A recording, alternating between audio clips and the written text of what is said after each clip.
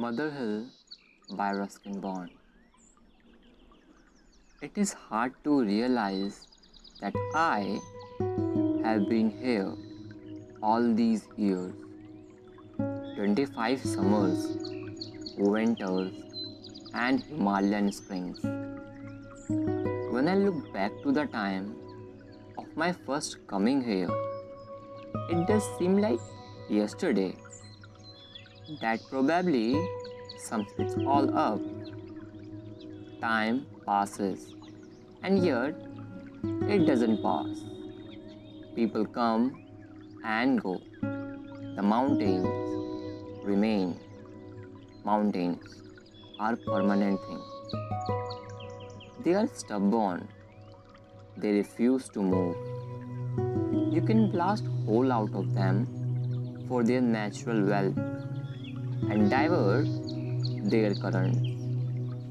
You can make tunnels, roads, and bridges, but no matter how hard you try, humans cannot actually get rid of the mountains.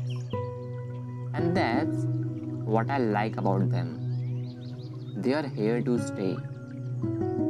I like to think that I have become part of these mountains, especially this particular Himalayan range.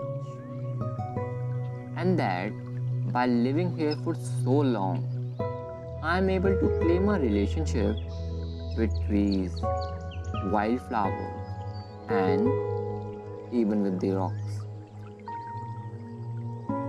Yesterday at twilight, when I passed beneath a canopy of oak leaves, I felt that I was the part of the forest. I put out my hand and touched the bark of an old tree, and as I turned away, its leaf brushed against my face as if to acknowledge me. One day, I thought, if we trouble these creatures too much and hack away at them and destroy their young, they will simply uproot themselves and march away. Whole forest on the move over the next range and next, far from the haunts of man. I have seen many forests and green places dwindle and disappear. Now there is an outcry. It is suddenly fashionable to be an environmentalist. That's alright, perhaps.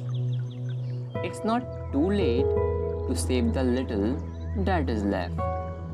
By and large, writers have to stay in the plains to make a living. Hill people have their work cut out trying to wrest a livelihood from their thin calcinated soil. And as for mountaineers, they climb their peaks and move in the search of other peaks. But to me, as a writer, mountains have been kind. They were kind from the beginning. When I left a job in Delhi and rented a small cottage on the outskirts of the hill station.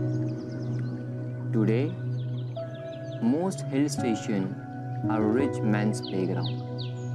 But years ago, there were places where people of the modest means would live quite cheaply.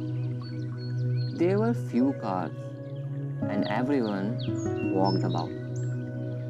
The cottage was on the edge of an oak and maple forest, and I spent 8 or 9 years in it. Most of them happy, writing stories, essays, poems, and books for children. Naturally, I grew attached to them and became a part of the Mother Nature family.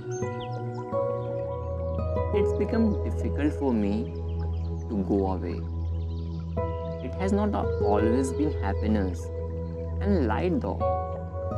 There were times when money ran out. Editorial doors sometimes close, but when one door closes, another has for me almost immediately, miraculously opened. When you have received love from people and the freedom that only mountains can give, only then you have come very near the borders of heaven.